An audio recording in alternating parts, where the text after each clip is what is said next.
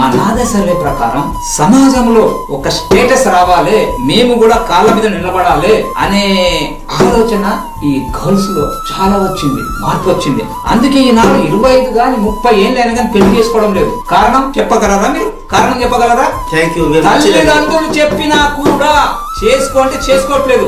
ఎందుకోసం?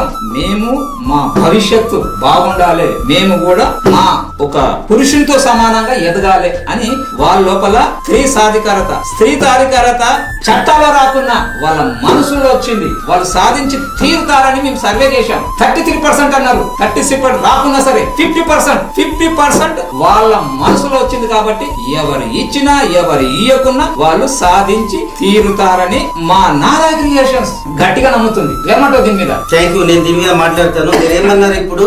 అమ్మాయిలు తన కాళ్ళ మీద తను నిలబడాలి అని అనుకుంటున్నారు. 100% కరెక్ట్ ఇది.